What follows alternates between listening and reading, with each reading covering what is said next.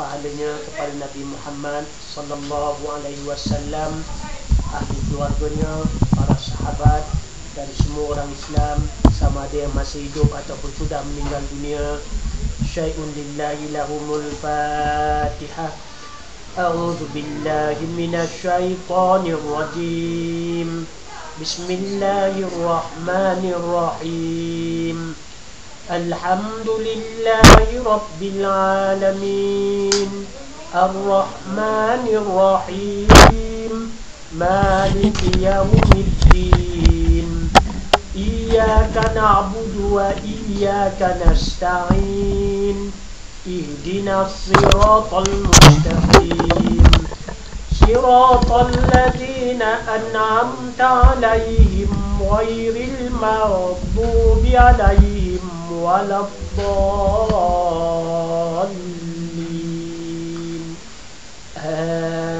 Amin.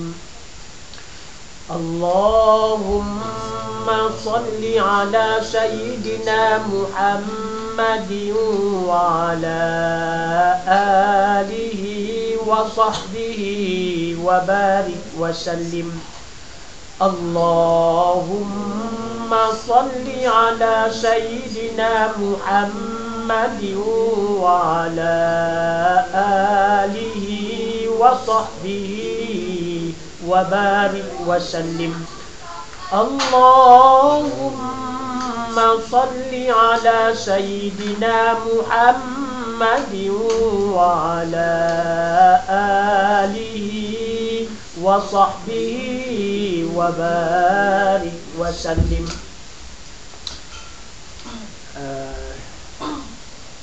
Kita satu nota empatnya. Okey. Tak apa bagi pada Majid, minta Majid baca kan.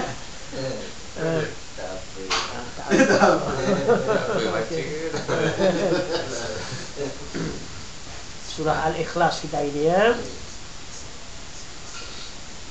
Bismillahirrahmanirrahim. Al-Ikhlas, yakni memurnikan keesaan Allah. Surah Makkiyah, surah ke-112, 4 ayat. Sebab turunnya surat ini dan keutamaannya, Imam Ahmad meriwayatkan dari Ubay bin Ka'ab bahawa orang-orang musyrik pernah berkata kepada Nabi SAW,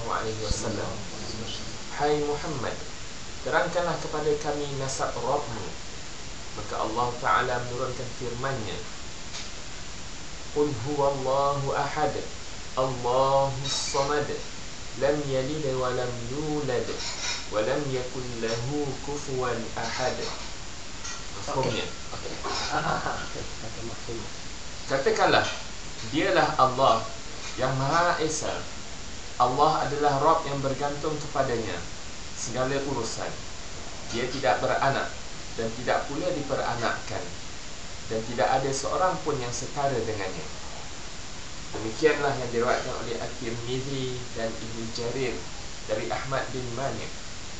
Ibnu Jarir dan At-Tirmizi menambahkan, dia mengatakan As-Samad, yang tidak beranak dan tidak pula diperanakkan, kerana tidak ada sesuatu pun yang dilahirkan dan tidak ada pula sesuatu yang mati melainkan akan meninggalkan warisan. Sedangkan Allah Ta'ala tidak akan pernah mati dan tidak pula meninggalkan warisan. Okey.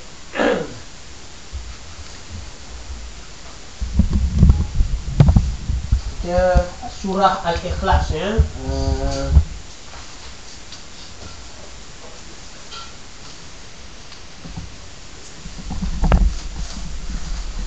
Surah Al-Ikhlas ni dia kira macam ganjil sikit, sebab tak ada pun perkataan ikhlas dekat dalam surah tu. Qul huwallahu ahad, Allahus samad, lam yalid wa lam yulad wa lam yakul lahu kufuwan ahad. Selalunya nama surah ada ayat, ada perkataan dalam surah itu yang disebutkan nama surah. Tapi surah ni Al-Ikhlas tu tak ada dalam perkataan surah tu, tapi dinamakan juga surah Al-Ikhlas. Makna ikhlas ialah daripada pemurnian. Maknanya murni, suci tentang sifat-sifat Allah. antara sebab turun, asbabun nuzul ya, sebab turun. Kenapa? Sebab turun ayat. Kita tahu Rasulullah sallallahu alaihi wasallam dia di Mekah 13 tahun di Mekah dan 10 tahun di Madinah. 13 tahun sebelum hijrah dan 10 tahun lepas hijrah ke Madinah. Dan selalunya, bukan semua, selalunya tiap-tiap beberapa ayat turun. Maknanya satu mungkin 5-6 ayat, mungkin satu surah, mungkin 2-3 ayat. Ada dia punya sebab dia. Kenapa satu kumpulan ayat itu diturunkan. Jadi surah Al-Ikhlas ni, antara sebab dia diturunkan, orang-orang musyrik di Madinah, di Mekah, maknanya khususnya orang-orang Quraisy, bertanya kepada Rasulullah, "Wahai Muhammad, ceritakan kepada kami nasab keturunan Tuhanmu, ini kita nampak bagaimana pentingnya bagi orang-orang Arab, khususnya orang Quraisy, nasab keturunan. Bagi dia orang, keturunan tu penting sangat. Kalau macam orang Melaka ni 9 ni, adalah keturunan apa? Luar lain. Ada keturunan Bugis lah, ada keturunan Jawa lah, yang Jawa pula macam-macam. Ada yang keturunan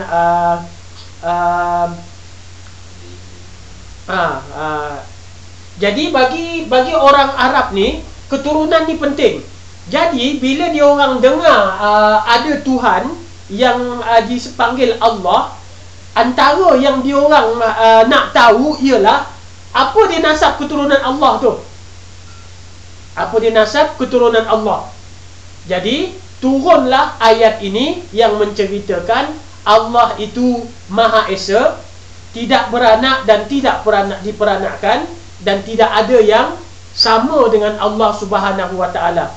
Antara lain ditafsirkan, makna nasab di situ ialah sama ada dia ada ayah ataupun nanti dia ada anak. Jadi maknanya semua ni akan mati.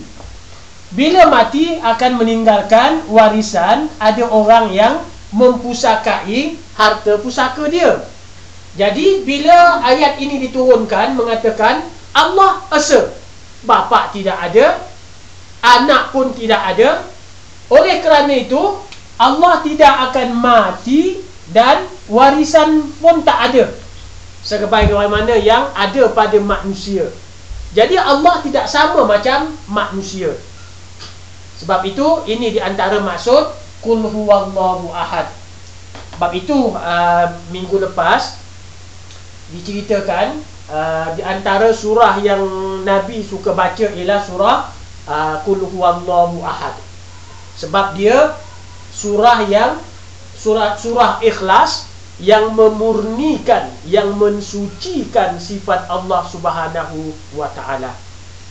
Okey, sambung. Walam yakul lahu kufuwan ahad. Dan tidak ada seorang pun yang setara dengannya. Tidak ada yang serupa dan tidak ada pula yang sebanding dengannya. Dan tidak ada sesuatu yang sama dengannya. Diriwayatkan pula oleh Ibnu Abi Hatim dari hadis Abu Sa'id Muhammad bin Muyassar. Kemudian diriwayatkan pula oleh At-Tirmidzi dari Abu Aliyah. Lalu dia menyebutkannya secara mursal. Dan dia tidak menyebutkan haddatsana. Okey, ni apa tentang hadis ya? Dia kata ada hadis mursal. Ada hadis mursal ataupun dia memursalkan dari perkataan mim ra sim lam. Jadi dia ada bahasa Arab ni majoriti dia. Dia punya root word dia ada 3 huruf. Jadi di sini asal dia ra sim lam. daripada perkataan ni timbul rasul ataupun risalah. Makna risalah ni macam kita utusan. Sebab itu rasul ni utusan daripada Allah. Risalah ni dia membawa satu risalah daripada Allah. Maknanya pengganti diri. Pengganti diri. Orang Melayu pun dia berpuisi, dia kata inilah risalah pengganti diri hamba. Risalah. Jadi makna risalah ni orang dia tak ada.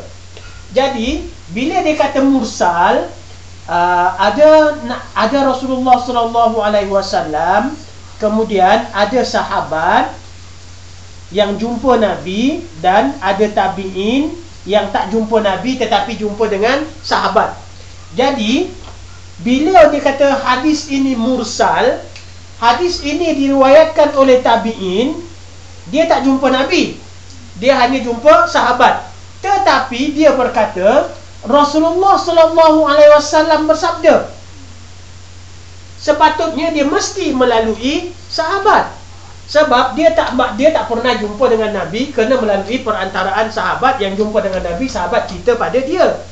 Jadi bila dia seorang tabi'in berkata Rasulullah bersabda, ataupun Nabi pernah buat macam ini, Nabi pernah melarang buat macam ini, maknanya itu dia utuskan kepada Nabi, dia risalahkan kepada Nabi, maknanya dia tidak melalui orang ini. Jadi maknanya dalam kes yang macam ini, hadis ini dipanggil dhaif, kecuali ada riwayat lain yang menyambung yang ini. Itu dia pada apa? Dia memursalkan, ataupun kita kata hadis mursal. Di antara yang banyak hadis mursal ni daripada seorang tabi'in yang masyhur ialah Hasan Al-Basri. Kerana Hasan Al-Basri hidup di zaman Muawiyah, dan Muawiyah benci pada Sayyidina Ali. Sedangkan Hasan Basri banyak meriwayatkan hadis daripada Ali bin Abi Thalib. Sedangkan di zaman Umayyah ni, sehinggakan waktu khutbah Jumaat pun dia orang mencaci Sayyidina Ali. Jadi oleh kerana sepatutnya Hasan Basri dia kata, aku riwayatkan daripada Ali bin Abi Thalib. Ali memang meriwayatkan daripada Rasulullah SAW, tetapi oleh kerana dia takut menyebut nama Ali, kerana takut dia kena hukum pancung, jadi dia kata Rasulullah SAW bersabda, dia tak menyebutkan daripada Ali bin Abi Thalib. Itu di antara contoh hadis mursal yang banyak dipertikaikan, tetapi dipakai oleh Imam Syafi'i. Dipakai oleh Imam Syafi'i kerana dia mendapati punca Hasan Basri tak menyebut Sayyidina Ali tu ialah kerana zaman darurat bagi dia. Sedangkan dia seorang guru yang alim dan warak, yang diberikan kepercayaan oleh ramai orang Islam di Basrah. Sebab itu nama dia Hasan. Tetapi kerana dia Hasan tak datang daripada Basrah, dia kata Hasan Al-Basri. Kalau Firdaus datang daripada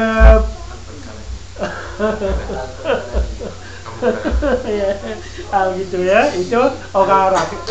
Jadi orang Arab ni, dia oleh kerana dia punya keturunan ni penting, nasab keturunan ni penting bagi dia orang, sehingga kan nama dia orang dicampurkan dengan dia punya keturunan dia. Umpamanya Falimbangi, kemudian Daud Fatoni daripada Fatani. Itu antara dia punya kaitan dia ya. Okey, kita sambung. Dan tidak menyebutkan haddatsana. Lebih lanjut At-Tirmidzi mengatakan, dan ini lebih sahih daripada hadis Abu Sa'id. Hadis lain tentang keutamaan surah Al-Ikhlas, Imam Al-Bukhari meriwayatkan dari Aisyah radhiyallahu anha. Okey, hadis Bukhari maknanya hadis ini hadis sahih.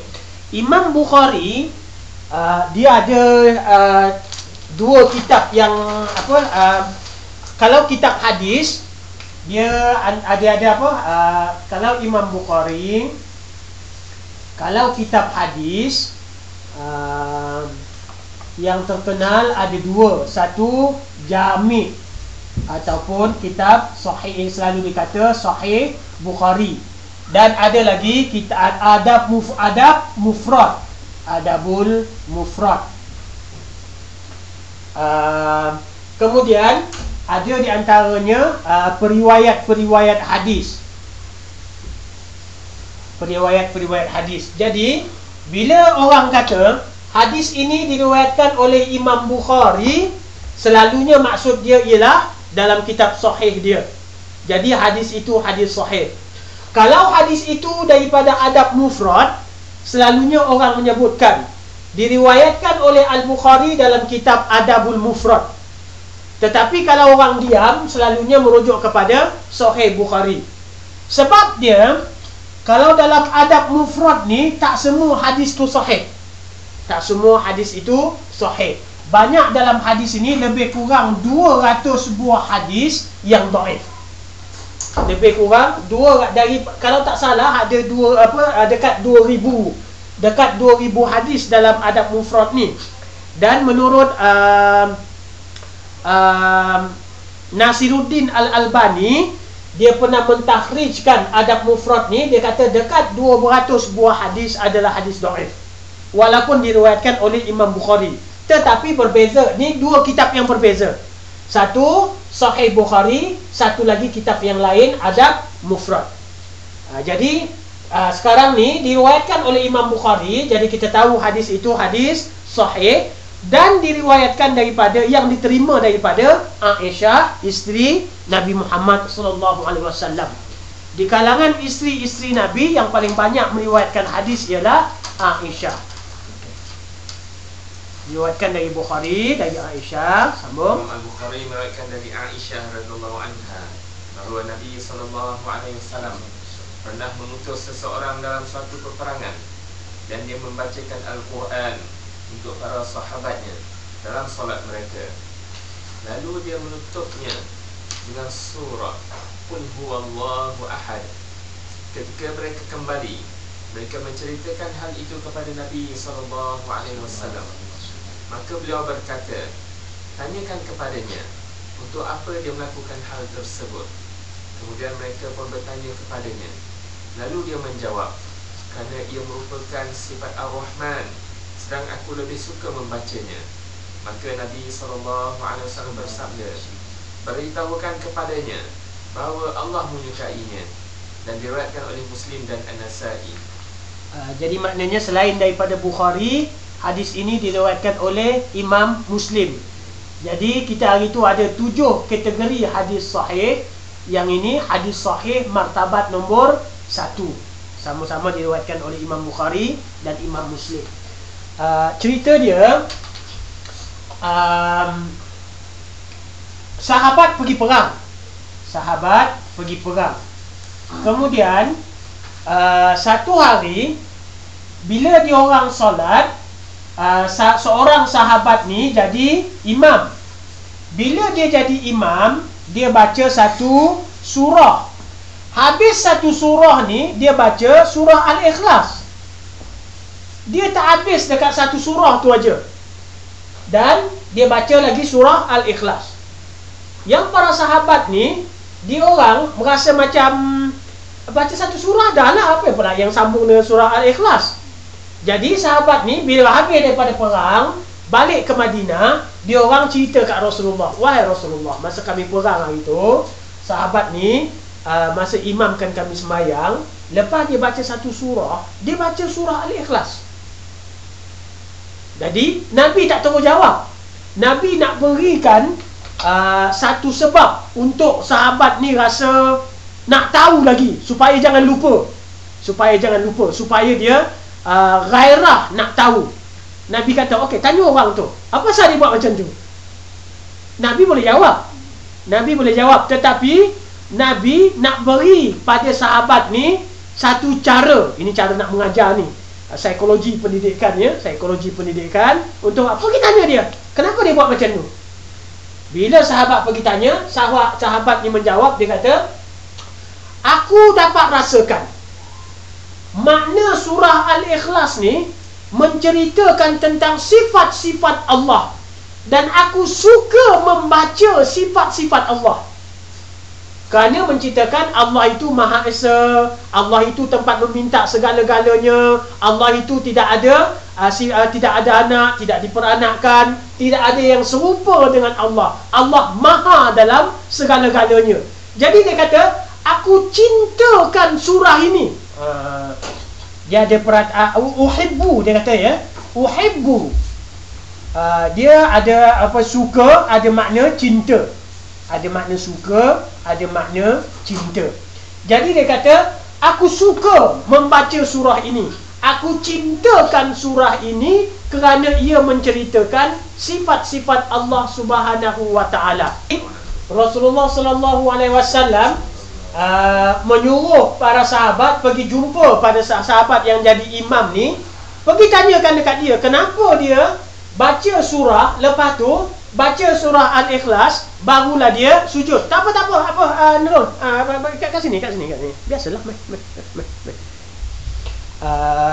kenapa dia baca surah, habis satu surah ni dia baca surah Al-Ikhlas. Contoh umpamanya dia baca, dia di sini dia tak sebutkan surah apa yang dia baca. Contoh dia baca, Inna anzalnahu fi lailatul qadr wa ma adraka ma lailatul qadr, sampai akhir. Kemudian dia sambung, Bismillahirrahmanirrahim, Qul huwallahu ahad, Allahus samad, sampai habis. Jadi sahabat bertanya, wahai si Polan, kenapa kamu buat macam tu? Dia kata, aku suka surah ini. Aku cinta surah ini kerana dia menceritakan sifat Allah Subhanahu wa taala. Aku cintakan Allah. Aku cintakan sifat Allah yang Maha Esa, yang tidak ada bapa, tidak ada anak, tidak diperanakkan, tempat meminta segala-galanya, yang tidak ada serupa dengan apa-apa pun.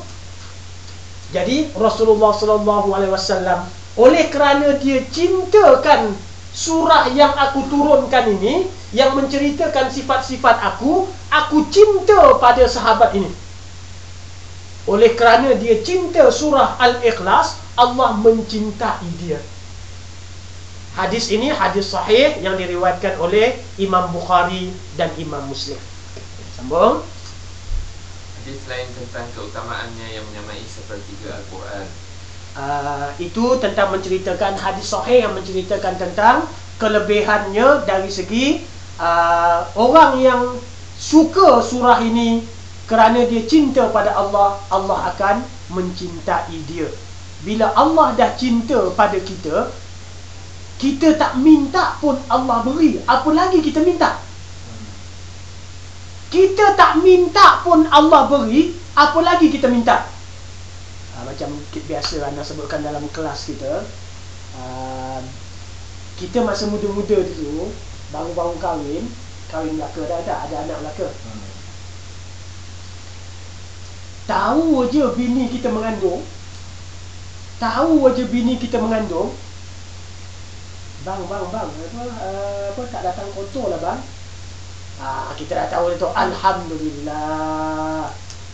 Alhamdulillah ya, kerana ada satu makhluk yang bersih yang Allah datangkan dalam rumah kita, yang baru datang daripada tempat yang disimpan oleh Allah Subhanahu wa taala.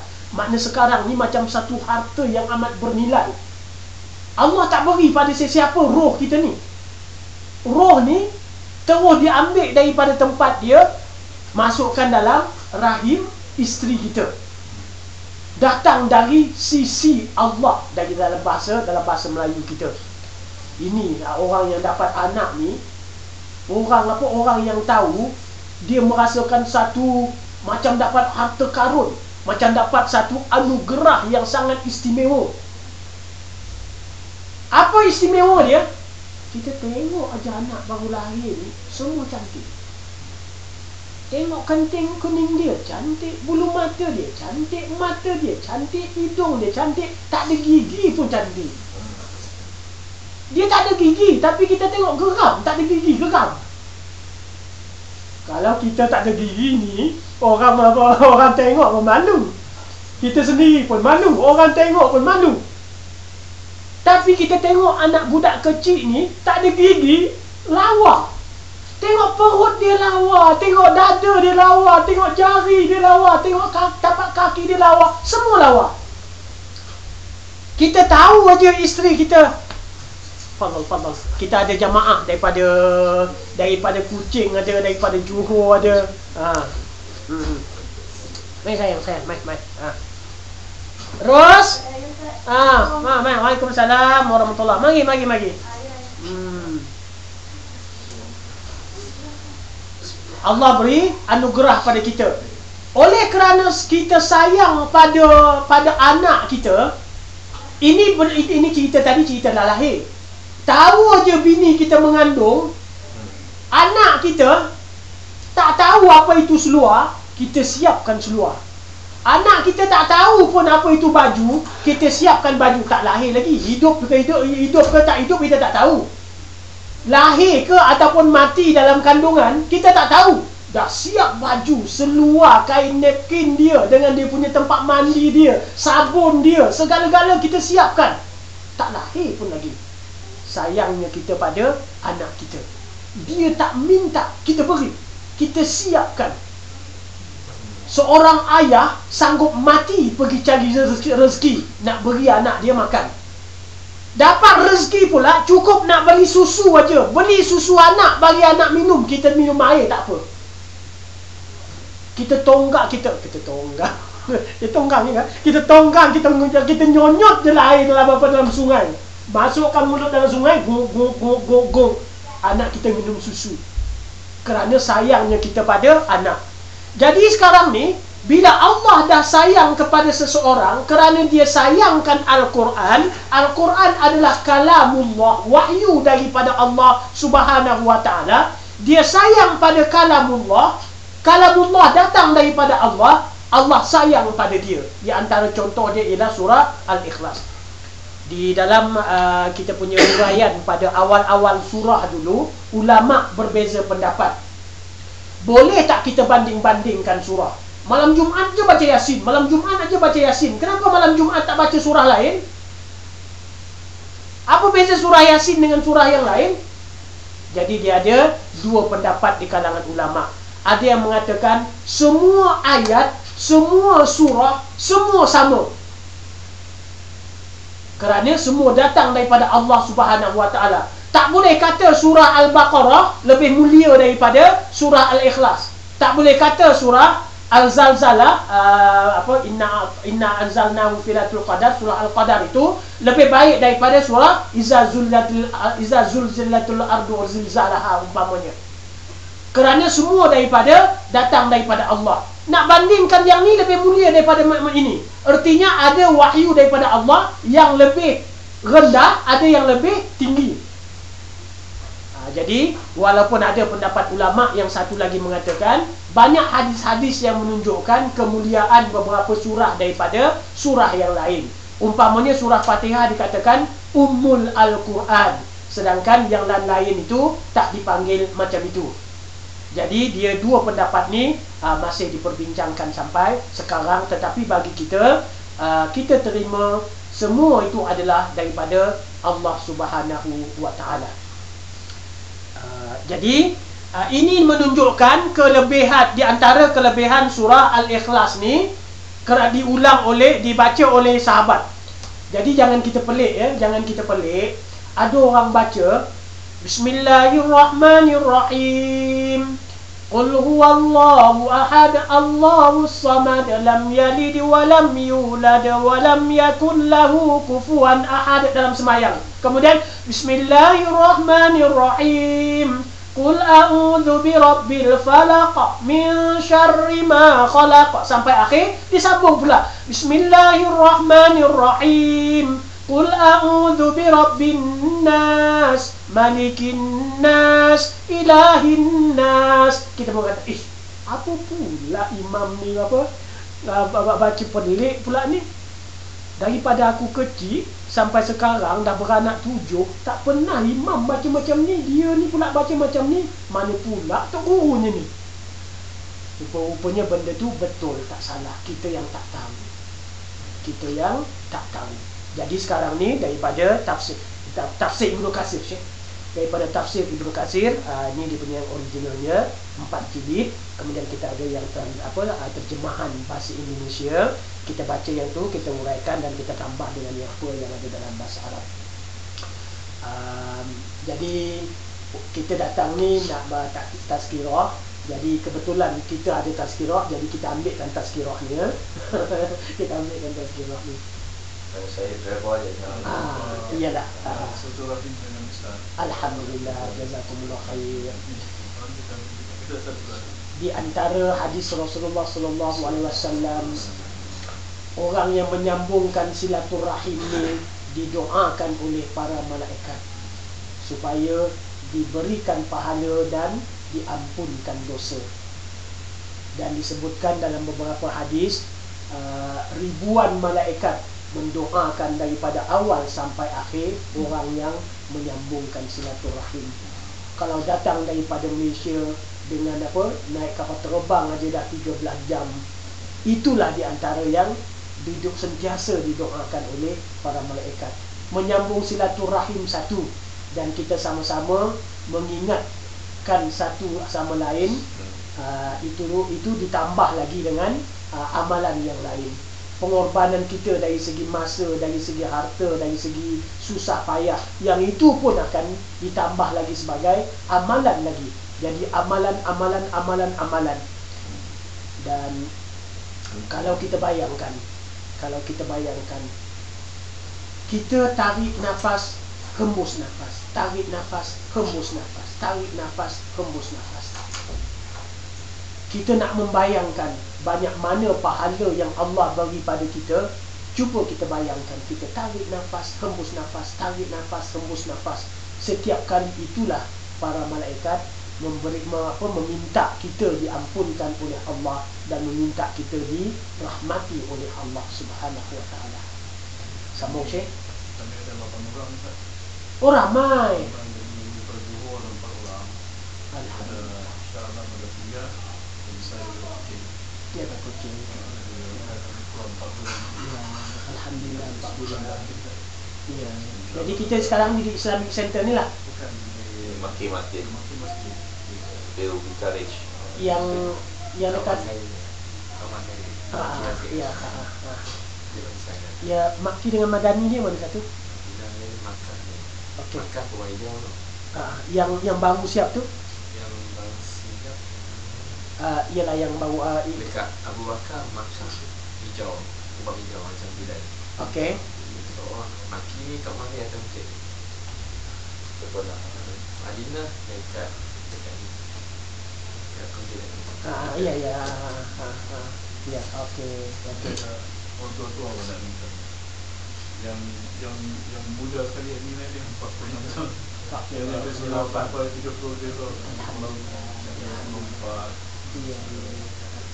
Jadi kalau tak sempat jamaah di Maki, kita jemaah kat sini. Maghrib kita insya-Allah. Kita tunggulah majlis kita ni sampai habis. Ni pun majlis zikir kan? Majlis zikir. Okey. Betul. Hadis lain tentang keutamaannya yang menyamai seperti Al-Quran. Okey. Jadi sekarang ni, selain daripada mencintai surah ini, ada beberapa hadis yang menceritakan bahawa surah Al-Ikhlas ni, siapa yang membaca dia, seolah-olah dia membaca 1/3 daripada Al-Quran. Dalam satu riwayat, mungkin ada dekat terjemahan ni, disebutkan Allah membahagikan Quran katanya kepada 3 bahagian.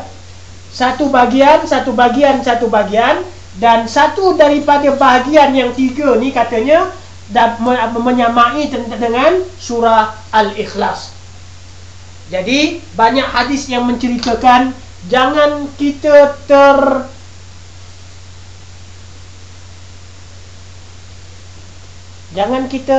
rasa penat jangan kita rasa susah, jangan kita rasa malas, jangan kita rasa lama dah duduk England ni boleh cakap orang dia bahasa Melayu tak. Jangan sampai kita tertinggal. Itu dia punya kesimpulan dia. Jangan sampai kita tertinggal membaca Qul Huwallah ni, surah Al-Ikhlas ni tiap-tiap malam. Tiap-tiap malam.